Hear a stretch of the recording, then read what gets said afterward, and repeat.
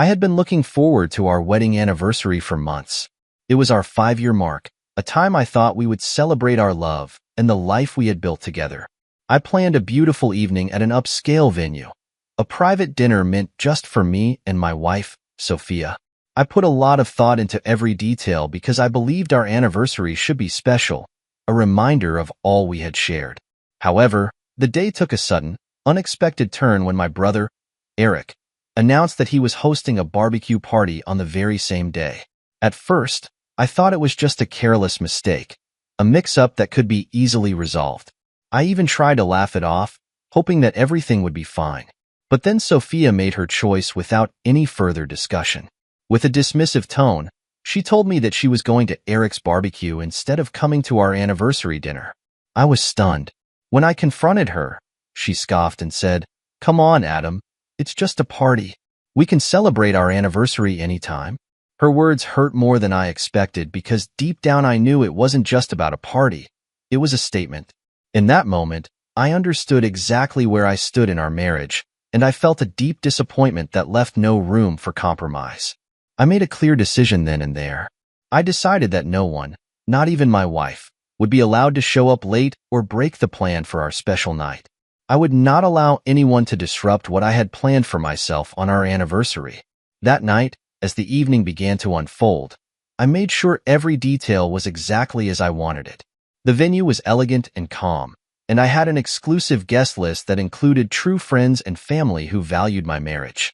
I even spoke with the head of security and made it very clear, no one enters late. Not even my wife. His eyes widened slightly as he asked if I was sure, but I nodded firmly. I told him that anyone who chose a barbecue over our marriage did not belong at my event. With that, I set my trap. I watched as guests began to arrive, the evening filled with light laughter, soft music, and good conversation. My best friend, Jason, even shook his head in disbelief when he heard the news about Sophia's decision. He whispered to me, "I still can't believe she picked a barbecue over your anniversary." I forced a smile, but it did not reach my eyes. Deep inside, I felt a cold certainty that Sophia was making a big mistake, a mistake that would show her true colors later that night. While I was enjoying the carefully planned celebration among friends who truly cared, I knew that Sophia and Eric were probably having the time of their lives at the barbecue, completely unaware of what I had arranged. I had locked the doors and set the rules so that she could not come in late. The stage was set for her to face the consequences of her choice, and I felt a strange mix of calm and resolve as I sat among those who supported me. I knew that if she truly cared about our marriage, she would have been here on time. Instead, her decision spoke loudly about her priorities. I sat back and let the evening continue, every detail of the elegant venue a silent protest against her neglect. My heart was heavy, yet I felt a sense of control knowing that I had set things up just as I had planned. In that moment, I realized that I was no longer willing to let her actions go unnoticed. I had planned a night that was meant to honor our union, and her choice to be at Eric's party was a clear message. A message that I now understood meant she did not value our marriage as much as I did. I steeled myself for the inevitable fallout, knowing that tonight would mark a turning point in our relationship. My decision was firm. No latecomers, no exceptions. That was the rule I had set, and it was now time for the night to reveal its truth. As the event unfolded and the soft sounds of genuine friendship and celebration filled the air, I sat there silently, each moment reinforcing my decision. I was determined that my anniversary would not be ruined by someone who did not respect the commitment we had made. That night, I waited with a heavy heart and clear expectations, knowing that Sophia's absence was not just a personal slight but a statement about our future. And so, in the quiet of that elegant evening, the truth began to show itself, a truth that I would not let go unchallenged. The next morning, I woke up early with a clear plan in mind. I spent extra time getting ready, not out of worry but out of determination to make sure everything was perfect. I knew exactly what I had to do so that nothing would go wrong.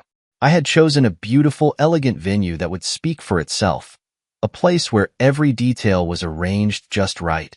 I had invited only the people who truly mattered, those who supported our marriage and respected our commitment. I had carefully curated the guest list to include close friends and family who I trusted. Every light, every table, and every little decoration had been set up to remind me that this night was about celebrating what I had worked so hard to build. Before the event started, I took a moment to speak privately with the head of security. I looked him straight in the eye and said, in simple and firm words, "No one enters late tonight. Not even my wife." I saw his eyes widen a bit as he hesitated and asked, "Are you sure, sir?" I nodded slowly, making it clear that there was no room for second-guessing. I added quietly, "Anyone who chooses to put a barbecue over our marriage does not belong here." My words were simple, but they carried all the weight of my feelings. With that, the trap was set. I could feel the importance of every instruction I had given. This was not about being mean or spiteful. It was about showing, with clear and honest rules, how much I valued our marriage.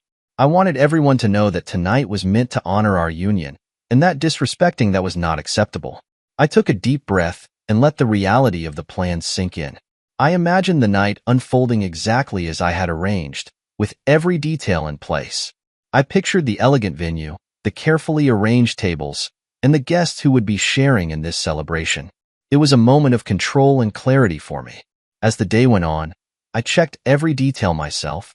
I made sure that the staff knew the schedule, that the lights were set to the perfect mood, and that the sound system played soft, inviting music. I even walked around with the security team to double-check that all the doors were secured and that no one would be allowed in after the agreed time. My heart was steady as I repeated the rules in my mind. I had built everything up so that tonight could be exactly what I needed, a night to mark my own feelings about our marriage. Throughout the morning, I kept thinking about the simple rule I had laid out. I thought about how sometimes actions speak much louder than words. I had already felt the sting of her choice the day before, and now, by setting these clear rules, I was making sure that the truth would not be hidden. I was ready to show that if you do not value what you have, then you must face the consequences. It was a quiet act of self-respect, a way of taking back control of my own life. I recalled every moment that led up to this point, the careful planning, the disappointed look on my face when I learned about the barbecue, and the steady resolve that had grown in me ever since. Everything had led me to this moment, and I was determined not to let it slip away. When the time finally came, I stood at the entrance of the venue with a sense of purpose. I was not worried about hurting anyone.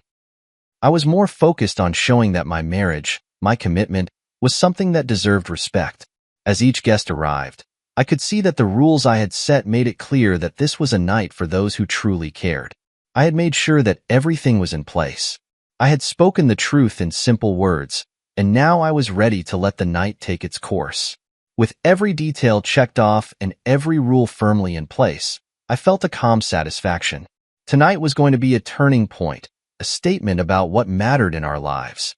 And as I watched the door, knowing that no latecomers would be allowed, I felt that my decision was right. I had set the rules, and in doing so, I had set the stage for the rest of the night to follow exactly as I had planned.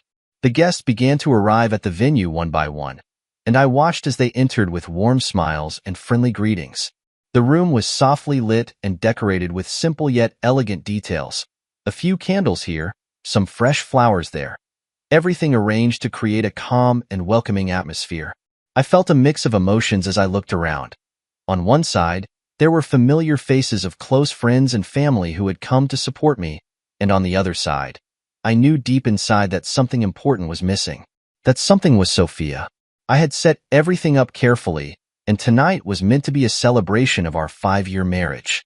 I wanted it to be a night of warmth and sincere connection, a moment where our love was honored in the simplest way. Yet, as I looked at the clock, I could not shake the heavy truth that she was not there. I knew she was at Eric's barbecue, laughing and enjoying herself with my brother, while I was here, trying to keep the plan exactly as I had arranged. Inside, the music was soft and the conversations low and sincere. Every time I looked around, I saw that the people I trusted were there. Friends who had been with me through thick and thin, and family who believed in the strength of our union. They greeted me with quiet words of encouragement and gentle pats on my shoulder. My best friend Jason, whose presence always meant a lot to me, gave me a small, knowing smile and said quietly, "I still can't believe she picked a barbecue over your anniversary." I managed a short, tight smile in return, although it did not hide the disappointment I felt deep down. I tried to focus on the celebration itself. I took a moment to stand and talk with the guests, making sure everyone felt welcome and appreciated. Their voices were kind and understanding. I found myself listening carefully as people spoke about memories of our marriage, happy times, shared laughter, and moments when our love had carried us through tough days. These words, even when simple, helped me remember that what we had built was strong and real, even if it now felt under threat. Every detail of the evening was planned to speak of respect and commitment. The long table in the center of the room was set with clean, crisp white cloth, and the silverware shone under the gentle lights. I had chosen a menu that was simple and tasteful, with dishes that reminded me of the good times we once shared. As I moved from table to table, greeting each guest with a polite nod or a small smile, I felt both the joy of the celebration and the sting of her absence. It was a mix of satisfaction and sadness. A part of me was proud of the calm and dignity I was trying to show, while another part of me was hurt that she had chosen a different path. Throughout the evening, I kept checking the entrance, half expecting to see Sophia appear at any moment. Each time I glanced at the door, my heart would skip a beat, only to sink again when I realized she was still not there. I had set my rules clearly: no latecomers, no exceptions. That simple rule had become the symbol of my decision. A decision that I hoped would speak louder than words. I wanted everyone to see that if you do not value what you have, then you must face the consequences. Tonight was not just about me or about my hurt feelings. It was about showing that our marriage, deserved respect. As the hours passed, the gentle hum of conversation mixed with soft laughter and clinking glasses. I gave a short, simple speech to the guests. I thanked them for coming and spoke about the meaning of the day. I said something like, "Tonight is a reminder of the things that truly matter. Our love is built on trust, respect, and commitment. I believe in celebrating what is real, and I hope that in time, all of us can learn to value that above all else." The words were simple and honest, and though my voice was calm, it carried a hint of finality that not everyone could ignore. Every time someone mentioned the missed opportunity for Sophia to join us, I felt a surge of mixed emotion. I knew that she had made her choice, and deep down I had understood what that choice meant. It was not simply a matter of preferring a barbecue over our anniversary. It was a statement that told me exactly where I stood. I did not need to shout or cause a scene. My silence and the simple rules I had set were enough to make the truth clear to everyone in that room. I felt a quiet pride in the control I had taken, even if it came at a personal cost. By the time the evening began to wind down, it was clear that the celebration was a success without her. The guests left with sincere smiles, many of them telling me that they respected the way I had handled the situation. Jason came over once more and said softly, "You showed them all tonight, Adam. I'm sorry it had to be this way, but sometimes this is how the truth comes out." His words were gentle, but they confirmed what I had already known, that tonight had been a turning point. The grand celebration had taken place, but without the person who had hurt me the most. And in that absence, a difficult truth was made plain. As the last guest left and the lights dimmed, I stood alone in the quiet of the now empty venue. I looked around at the simple decorations and the lingering echo of laughter, and I realized that while the celebration had been beautiful, it was also bittersweet. It was a night where I honored the values I held dear, and it was also a night where I saw clearly that if you choose to disrespect what you have, you may find yourself locked out of the most important moments. I left the venue with mixed feelings: relief, sorrow, and a deep, steady resolve. The grand celebration had gone on without her, and in that simple truth, I felt that I had made a choice for my own future. I knew that the coming days would bring more questions and more difficult moments, but tonight, I had taken a stand. I had shown that when you decide to set clear rules, you can shape the outcome of your own life, even if it means facing the pain of loss. And as I walked away from that night, I carried with me the lesson that some choices leave a mark that no one can erase. A lesson written in the quiet success of a celebration held for those who truly valued the love and respect that I believed in. I was in the middle of the celebration, feeling the gentle hum of music and warm laughter all around me when my phone suddenly buzzed. At first, I ignored it, letting it ring for a few moments as I tried to focus on the calm joy of the evening. But then a text message arrived from Sophia. The words on the screen read, "Hey, I'm on my way. Got caught up at Eric's. I'll be there soon." I stared at the message for a moment, my heart tightening. I already knew that she had chosen the barbecue over our special night, and now this message was proof that she was late. I did not reply. I simply let the phone keep buzzing softly on the table. A few minutes passed, and another text came through. This one was shorter, and it carried a sense of urgency. "Babe, why aren't you answering?" I couldn't help but let a small smirk cross my face. The message told me that she was starting to feel the pressure, a feeling that I had expected all along. I felt no rush to respond. Instead, I continued talking with my guests and enjoying the evening that I had planned so carefully. I wanted the rules I had set to stand firm. No late arrivals, no exceptions. Then, as if to add the final note to her growing panic, a third text arrived. The message was blunt and demanding. "They won't let me in. Adam, open the door now."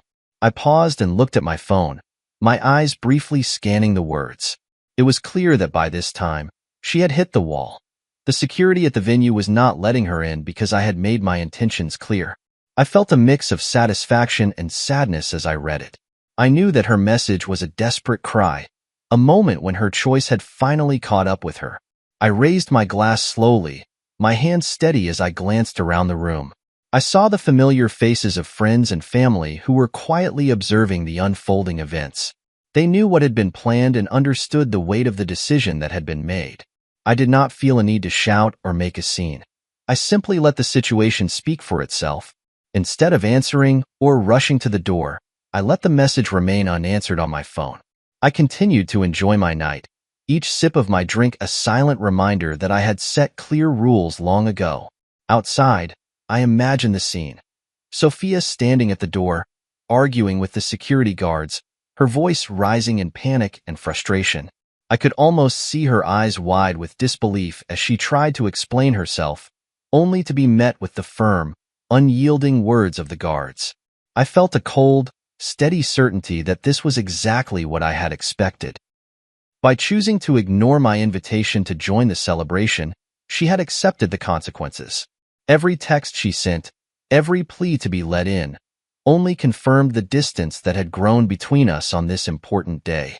I took another moment to look around at the warm, elegant room filled with genuine friends who valued what I had built. Their quiet understanding and sympathetic looks said more than any words ever could. I felt both the weight of our lost connection and the strength of my own resolve. In that moment, I knew that the rule I had set was not meant to be cruel for its own sake. It was a simple reminder that if you choose to ignore the commitments we make to each other, you must face the consequences. So I let the texts sit on my phone as I continued the night, a silent observer of the unfolding drama outside. The first panic call had been the signal that things were not going to be fixed by a quick apology or a rushed arrival. It was a turning point, a moment when it became clear that the choice had been made long ago. And as the evening went on, the absence of Sophia became a quiet echo that filled the elegant space, a reminder of a promise broken and a marriage pushed to its limits. Outside the elegant venue, I could see the scene unfolding exactly as I had expected. The door was firmly closed, and Sophia stood there with a mix of frustration and disbelief on her face. She raised her voice, trying to convince the security guard to let her in. "This is my husband's event. Let me in," she shouted, her words carrying a mix of anger and desperation. The guard, standing firm by the door, shook his head. "I'm sorry, ma'am, but the instructions are clear. No late arrivals," he said simply. His tone was steady, leaving no room for negotiation. I stood a few steps away inside, watching everything with a calm detachment that belied the pain I felt. It was the moment I had planned for, and now it was all coming true. Soon, Eric arrived. He was clearly not in the best state, drunk and stumbling as he walked beside her. "Relax, sophomore. It's just a party. He'll let you in," he slurred, trying to sound reassuring. But his words only deepened the sense of despair on her face. I could see the panic growing in her eyes as the reality of my strict rules sank in. I did not move or speak. The door remained locked, a simple symbol of the rule I had set. No latecomers allowed. Every moment that passed felt heavy as Sophia's protests grew louder. She pleaded with the guard, her voice rising in urgency. "Adam, please, let me in." Her words were desperate, and I could sense her frustration with every passing second. Inside, the room remained filled with the soft hum of gentle music and warm conversations among the guests. Their faces, once full of excitement at a beautifully planned evening, now reflected a growing awareness of what was happening outside. I saw a few looks of sympathy, but also a quiet understanding that the choice had been made long ago. I watched through the window as Sophia's argument with the security guard continued. Her voice wavered between anger and despair as she insisted, "This is my husband's event. I deserve to be here." But the guard's reply was unchanging. "Rules are rules, ma'am. I'm sorry, but I can't let you in." It was as if a heavy wall had been built between her and the celebration I had carefully orchestrated, a wall that would not crumble under her pleas. The guard's steady refusal was all the answer I needed. I felt a cold certainty deep in my heart. I had made my decision a long time ago. I set the rule because I wanted the night to be a true celebration of our marriage, of the love and respect I believed we were meant to share. Tonight was meant to honor those values, and if she chose a barbecue over our anniversary, then she had to face the consequences. As the minutes ticked by, the situation outside grew more tense. I could see her frustration turn into panic, and then into a sinking realization. Her eyes showed a deep hurt, a pain that came from being left out when she had once been the one who was meant to be a partner in our marriage. The scene was heartbreaking, but it was also the natural result of a choice that had been made. I listened to the muffled sounds of her argument and the occasional calm response of the guard, all from behind the safety of the locked door. Inside the venue, the guests continued their conversations, though a few of them occasionally glanced toward the door with concern. Their whispers floated softly in the air, speaking of regret, of missed chances, and of the truth that was unfolding. I kept my gaze steady on the closed door, letting the silence speak volumes. I did nothing to help her get in. The rule was clear, and I was committed to it. I had set that rule as a reminder that when you choose to prioritize something else over our marriage, you have to be prepared to face the consequences. In that quiet moment, I felt a mix of sorrow and relief. If you do not respect the commitment we made, then you must bear the burden of that choice. And so, as the night went on and the conversation inside the room continued, I remained by the door, a silent witness to the consequences of choices made. The lock stayed firm, and with each passing moment, it became clear that this was a point of no return. The evening was no longer just a celebration. It was a statement, a turning point that would shape our future in the days to come. I was in the middle of giving a short speech to our guests when I heard a sudden noise outside. I paused and looked out the large window, expecting perhaps a friend arriving late or some other interruption. But what I saw made my heart sink. There, standing in the doorway, was Sophia. Her face was pale, and her eyes were full of hurt. For a long moment, she stood there in silence, as if trying to understand why the door would not open for her. I continued my speech inside, trying to sound calm and clear as I thanked the guests for coming and spoke about the values of trust and commitment. Yet, deep down, I could not ignore the heavy truth that was unfolding outside. As I spoke, I kept glancing toward the door, and I could see that Sophia's struggle was real. Her eyes slowly filled with tears as she realized that I wasn't coming to get her. The security guard, following my clear instructions, remained firm and unmoved.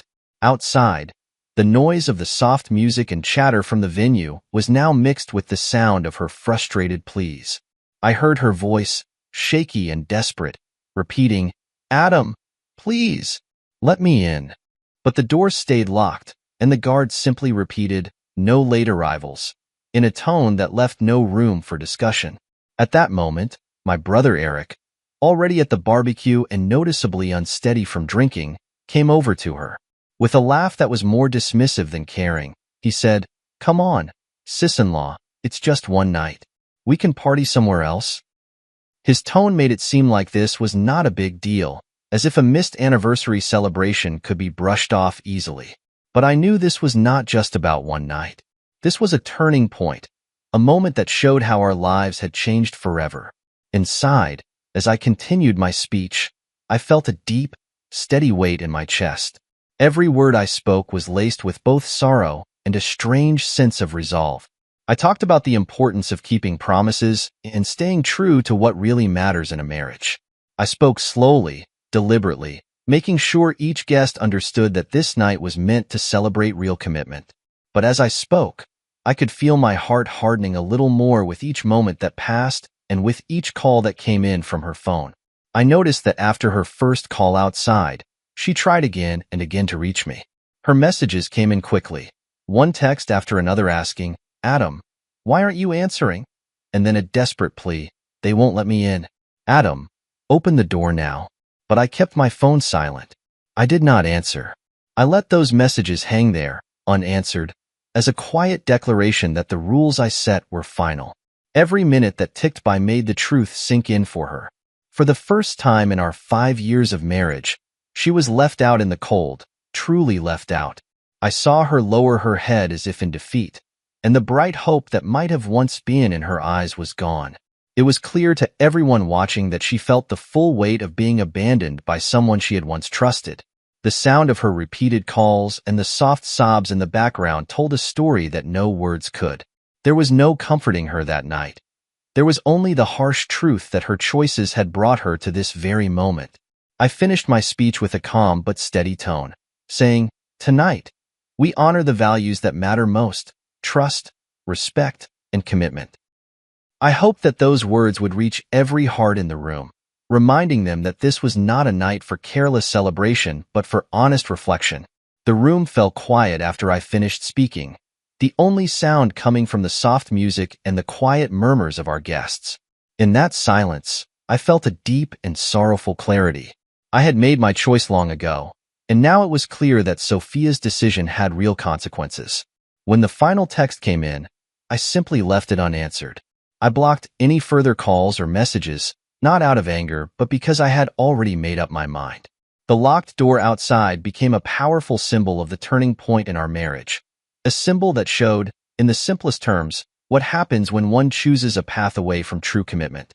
I looked out one last time, seeing Sophia's figure standing small and alone in the doorway, and I felt a mix of regret and resolve. That moment, as it sank deep into the night, was the moment everything changed. I had set the rules, and now I was watching them take effect. Sophia's face, filled with hurt and disbelief, was a reminder that some choices come with heavy costs.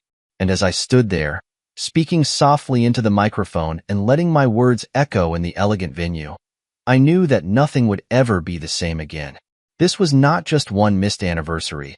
It was the day our marriage took its final, irrevocable turn. A day when the truth could no longer be hidden behind excuses or empty promises. It was the moment everything sank in, and the reality of our lives was laid bare for everyone to see. Months later, life had settled into a new normal, a normal that I had chosen for myself. I sat in my small, quiet apartment on the day of my next anniversary, the one I spent all alone. It was a simple day, but I did not feel lonely or sad. Instead, I felt free and relieved. I had learned a hard lesson about respect, and now I was moving on. I looked out my window and saw the sun shining on the busy street below. In that soft light, I realized that I no longer needed to wait for someone who could not value our marriage. Every time I passed by a place where friends used to gather for our celebrations, I remembered the night that changed everything.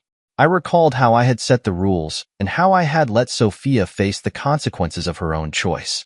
Eric still threw his meaningless parties, loud and careless, as if nothing mattered. And Sophia? She still tried to call me, still sent messages hoping I would let her in. But I had learned that if a partner does not put our marriage first, then they do not deserve a place in it. On this anniversary, I decided to mark the day in a way that celebrated my own life. I went out to a quiet cafe with a couple of true friends who had stood by me through it all. We sat at a small table outside, the warm sun on our faces and a gentle breeze carrying away the remnants of the past. My best friend Jason raised his glass and said simply, "To fresh starts." I smiled and clinked my glass with his, feeling a warm glow of hope. There was no regret in my heart now. I did not spend the day mourning what was lost or what might have been. Instead, I filled the hours with small acts of kindness toward myself, reading a good book, taking a long walk in the park, and even writing a few lines in a new journal. I wrote about the lessons I had learned, about the importance of honesty and the need for respect in a relationship. I reminded myself that I had the power to choose my own path, and that path no longer included someone who had let me down. I often thought back to that night when I set the rules and locked the door. At the time, it had hurt deeply, but now it was a clear turning point. I had stood by my principles and shown that if you choose something else over your commitment, you must be ready to face the cost. I had learned that actions speak much louder than words. When you make a choice to ignore what truly matters, the result is clear and painful. And I had seen that truth with my own eyes. Even now, I received occasional calls and texts from Sophia, filled with apologies and desperate pleas for forgiveness. But I let them go unanswered. I had moved on from that hurt and found peace in knowing that some lessons are learned too late. I believe that every person should value and honor their promises. And if they did not, then they had no right to be a part of my future. Eric's parties continued, loud and full of empty chatter, but they no longer held any power over me. They were just reminders of a past that I had outgrown. The more time passed, the more I realized that my life was meant for better things. I began to work on new projects, to invest in my dreams, and to enjoy the simple pleasures that life had to offer. My days were no longer defined by the hurt of that anniversary night, but by the promise of every new morning. On that next anniversary, as I sat alone with a small cup of coffee and a warm smile, I felt a deep gratitude for my new beginning. I had no bitterness left in my heart, only a steady determination to live a life of honesty, respect, and self-worth. I had learned that if someone cannot prioritize what is important in a marriage, then they do not deserve a place in it. And so, I celebrated not just the end of a troubled past, but the start of a future that was entirely my own. I knew that moving on was not about forgetting what happened, but about choosing to grow from it. Every memory, every regret, was now a stepping stone toward a brighter, simpler future. I looked forward to the days ahead, days filled with real laughter, genuine connections, and the simple joy of knowing that I was finally free to be myself. And as I sipped my coffee that quiet morning, I whispered to myself a small truth. Sometimes the best way to honor what you have is to let go of what hurts you. That was my new life. A life without regret, a life built on clear choices, and a life where I was in control of my own destiny. Sometime later, I found myself looking back on everything with a quiet, clear mind. Life had changed in ways I never imagined. I had learned that when someone does not honor the promises they make, it is up to you to protect your own heart and future. Now, every morning I wake up in my new apartment feeling lighter and more hopeful. I no longer worry about what has passed or the hurt that once filled my days. Instead, I focus on building a simple, honest life filled with respect, real friends, and fresh dreams. I take walks along the busy street, feeling the warm sun on my face, and I remind myself that I made the right choices. I remember the long nights, the cold silence of a locked door, and the sting of missed chances. But those memories have become lessons. I know now that if you choose a path that hurts what truly matters, you have to be ready to face the cost. My friends still call, and sometimes I hear a message from Sophia, full of apologies and pleas. I do not answer. I have learned that forgiveness is not always needed, and sometimes, the best way to heal is to simply move forward. I have discovered that the end of one chapter can be the start of another. Every small victory, the smile of a friend, a kind word, a quiet evening with a good book, reminds me that life can be beautiful even after pain. Sometimes, when I sit quietly with a cup of coffee and look out at the city lights, I feel the gentle pull of hope. I think of all the things I have learned, that true respect begins with you, that your happiness matters more than keeping a broken bond, and that every day is a chance to start over. I have chosen to let go of anger and bitterness, and instead, I embrace the freedom of a new beginning. I know that I will face challenges in the future, Life is not always simple or kind, but I now trust that I have the strength to meet whatever comes my way. I have learned to value honesty, commitment, and the power of making clear choices. With every step I take, I leave behind the hurt of the past and welcome a future built on my own truth. In the end, I smile at the thought of moving on. I no longer need to be defined by a single night, a missed anniversary, or a broken promise. I have found a new path, one where I am in control, where I set my own rules, and where I honor what matters most, myself and the genuine love I choose to share with others. And so, as the city hums softly around me, I step into each new day with gratitude, knowing that I have finally found peace in the truth of my own new beginning. I met someone new on a cool, clear morning that felt full of promise. I had been taking long walks in the park lately, trying to enjoy the simple beauty of life after all that had happened. That day, as I strolled along a quiet path lined with trees and gentle sunlight, I noticed a woman sitting alone on a worn wooden bench. She was reading a book, a novel I used to love when I was younger, and there was something soft and inviting in the way she held it. I paused for a moment, feeling an unexpected pull in my heart.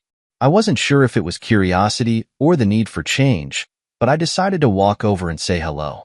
"Hi," I said in a low, friendly tone as I approached her. She looked up, surprised for a split second, and then offered me a warm smile. "Hello," she replied. "I'm Emily." Her voice was gentle and clear, and it made me feel at ease right away. I introduced myself simply as Adam, and we began to talk. At first, our conversation was about the little things, the pleasant weather, the beauty of the park, and the book she was reading. I mentioned that it was one of my favorites, and her eyes lit up with a spark of recognition. We soon discovered that we shared many small interests. Emily liked quiet mornings with a good book and a cup of coffee just as much as I did. She told me about the little coffee shop she frequented near her apartment, and I said I knew a place where the coffee was always warm and inviting. We laughed over simple stories about our daily lives, and the conversation flowed naturally, as if we had known each other for years. There was no need for grand declarations or complex words. Everything was honest and clear. As we sat together on that bench, time seemed to slow down. The park around us was alive with the soft rustle of leaves and the distant sound of children playing, yet we were wrapped in our own quiet world. I shared a bit about my recent past, about the difficult lessons I had learned about respect and commitment, and how I was rebuilding my life day by day. I spoke simply, without bitterness, focusing on the strength I had found in choosing to move forward. Emily listened quietly, her eyes gentle and understanding. When I mentioned the loneliness I had felt after my marriage fell apart, she placed a comforting hand on the back of the bench. "I'm sorry you had to go through that," she said softly. "It takes courage to start over." Her words felt like a warm light in a dark place. We talked about the small joys that now made up our days, like a walk in the park, the sound of music from a nearby cafe, and the hope of new beginnings. I found myself opening up in a way that I hadn't expected, and she did the same. Emily told me about her own struggles with trust and loss, how she had learned that sometimes you have to let go of what hurts you to make room for what heals you. In that simple exchange, we both realized that sometimes the best way to heal is by simply being honest and kind to each other. Before we knew it, the sun was higher in the sky, and a gentle breeze stirred the leaves around us. We exchanged phone numbers with the quiet promise of meeting again, perhaps for coffee or another walk in the park. As we parted ways that day, I felt a lightness that I hadn't known in a long time. It wasn't that I had forgotten the past or the pain I had endured. Rather, I was ready to embrace something new and real. I realized that every ending brings with it a chance for a new beginning, and that sometimes, meeting someone who listens and cares can make all the difference. Walking home later, I felt a sense of calm and hope fill me. Emily's kind words and genuine smile stayed with me, a small reminder that life could still be beautiful, even after a time of sorrow. I understood that meeting someone new didn't erase the past, but it opened the door to the possibility of healing and growth. And so, with each step I took on that quiet street, I carried with me the gentle promise of new connections, new laughter, and the simple truth that sometimes, the best gift of all is the chance to start over and find a friend. Perhaps even something more, when you least expect it,